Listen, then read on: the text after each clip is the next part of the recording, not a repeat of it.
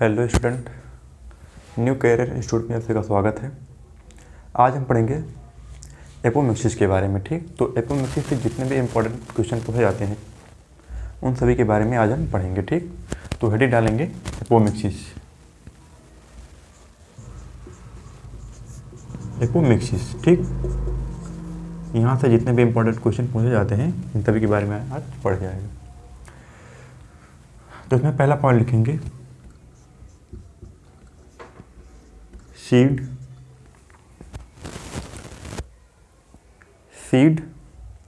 produced without fertilization. Seed produced without fertilization.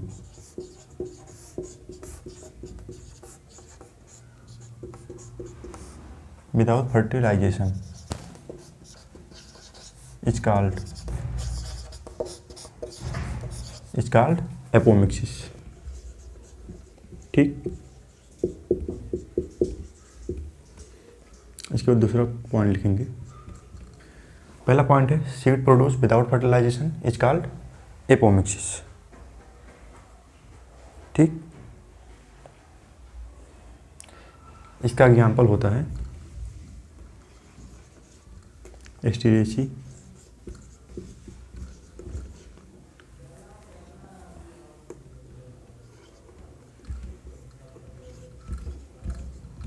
And grasses. ठीक,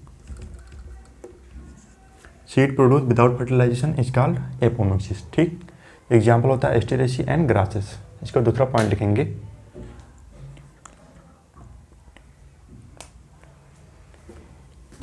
इसको question के format में लिखेंगे nucellar पॉलीएम्ब्रियनी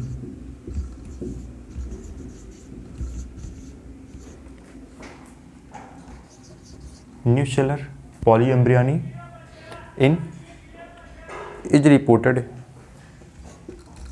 is reported in species।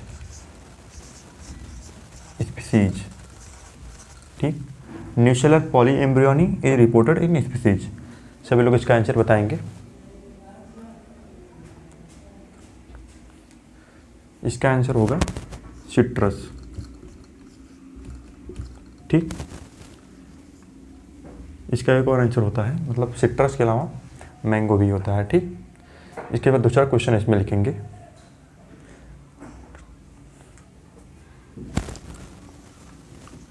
What is common between vegetative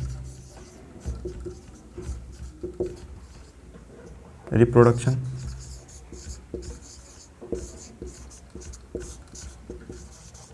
what is common between vegetative reproduction and apomixis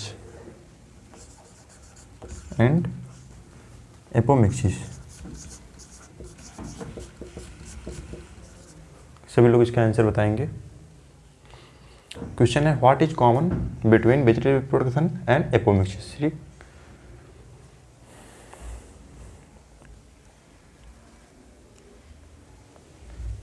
इसका answer होगा both produce progeny. Both produce progeny identical to the parent.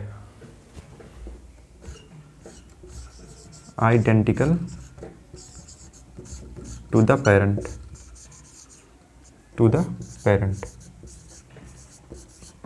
ठीक, ये फिर से सभी पॉइंट को रिपीट करेंगे। पहला पॉइंट है seed produce without fertilisation is called apomixis. ठीक, इसका एग्जांपल होता है एस्टेरेसी एंड ग्रासेस। दूसरा क्वेश्चन है nucellar polyembryony is reported in species. इसका आंसर होगा सिट्रस। इसके अलावा इसका एक एग्जांपल होता है मैंगो। ठीक, तीसरा क्वेश्चन है what is common between vegetative reproduction and apomixis. तो इसका आंसर होगा both produce progeny identical to the parent. ठीक, सभी लोग इतना नोट करेंगे। इसके बाद इसके आगे अगला पॉइंट लिखेंगे। ठीक। सभी लोग इतना नोट कर लिए होंगे। इसके बाद इसके आगे अगला क्वेश्चन लिखेंगे।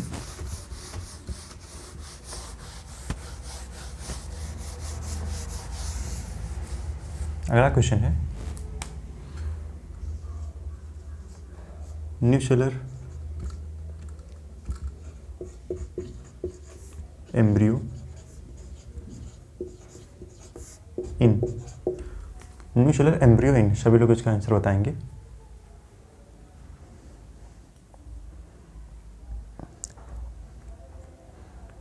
इसका आंसर होगा एपोमिक्टिक डिप्लॉयड। ठीक, क्वेश्चन है न्यूसेलर एम्ब्रियो इज, इसका आंसर होगा एपोमिक्टिक डिप्लॉयड। ठीक, इसके बाद इसके आगे दूसरा क्वेश्चन लिखेंगे।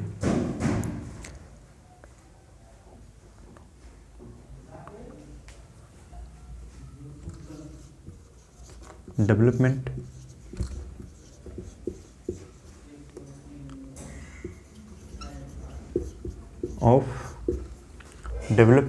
ऑफ एन ऑर्गेनिज्म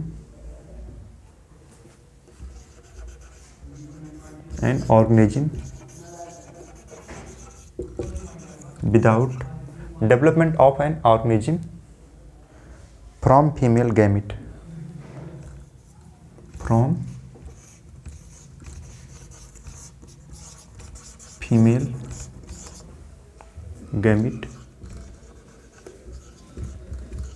या egg. Development of an organism from female gamete and egg without involving fertilization, without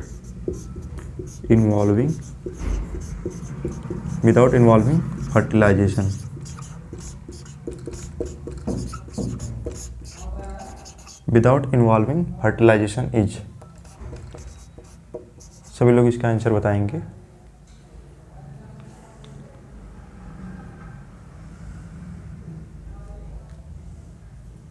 इसका आंसर होगा पार्थिनोजेनेसिस। ठीक, पार्थिनोजेनेसिस। ठीक,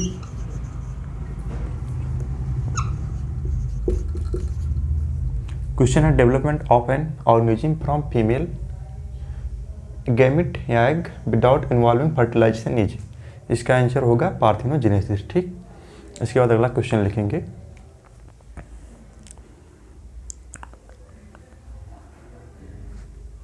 formation of gametophyte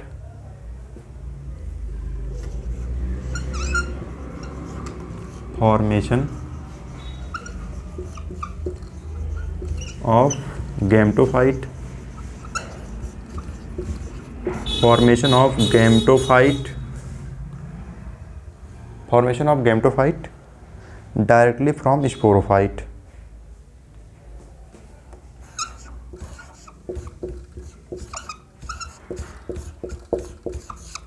Directly from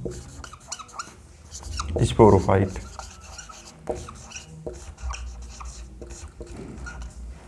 Formation of gametophyte directly from sporophyte without meiosis is, without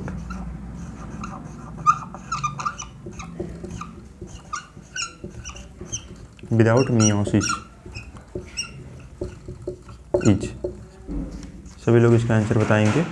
formation of gametophyte directly from sporophyte without meiosis is, सभी लोग इसका answer बताएंगे।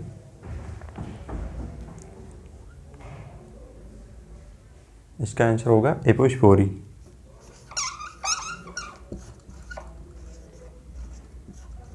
Apospory. ठीक, APOSPORY। ठीक, सभी लोग इतना नोट करेंगे। इसके बाद इसके आगे अगला पॉइंट लिखेंगे।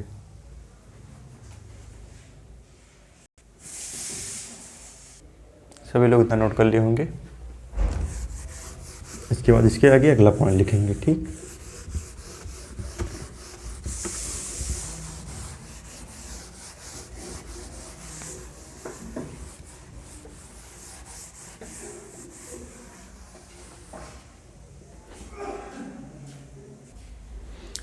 इसके बाद पढ़ेंगे prothallus give rise to form plant without fertilisation is. यह बहुत पहले का PIQ है जो बहुत पहले पूछा गया था। ठीक, सभी लोग इसका आंसर बताएंगे। इसका आंसर होगा एपोगैमी। ठीक, इसके बाद दूसरा क्वेश्चन है apomictic embryo in citrus arise from. ठीक, सभी लोग इसका आंसर बताएंगे।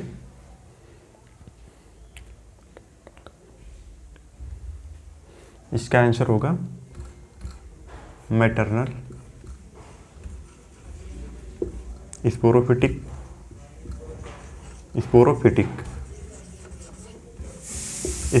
टिश्यूज इन ओव्यूल। ठीक, इन ओव्यूल। ये दोनों क्वेश्चन बहुत साल पहले पूछे जाते थे। ठीक, केवल इसे पढ़ लीजिएगा। Prothallus give rise to form plant without fertilisation is. इसका आंसर होगा एपोगैमी। दूसरा क्वेश्चन है apomictic embryo in citrus arise from. इसका आंसर होगा maternal sporophytic tissue in ovule. ठीक, इसके बाद अगला पॉइंट है Lupinus arcticus seed generated and flowered after 10,000 year of dormancy. ठीक, दूसरा पॉइंट है 2000 old viable seed is of the date palm. ठीक, यहाँ से अभी तक कोई भी क्वेश्चन पूछा नहीं गया है, मतलब ये क्वेश्चन अभी तक नहीं पूछा गया है। ठीक, तो आज का लेक्चर यहीं पर समाप्त होता है। अगले लेक्चर में हम पढ़ेंगे ह्यूमन रिप्रोडक्शन के बारे में। ठीक, वहाँ से जितने भी इंपॉर्टेंट क्वेश्चन पूछे जाते हैं उन सभी को पॉइंट वाइज करके लिखेंगे। ठीक, तो मिलते हैं अगले लेक्चर में। सभी लोग ध्यान से लेक्चर को देखें। मिलते हैं अगले लेक्चर में। थैंक्स।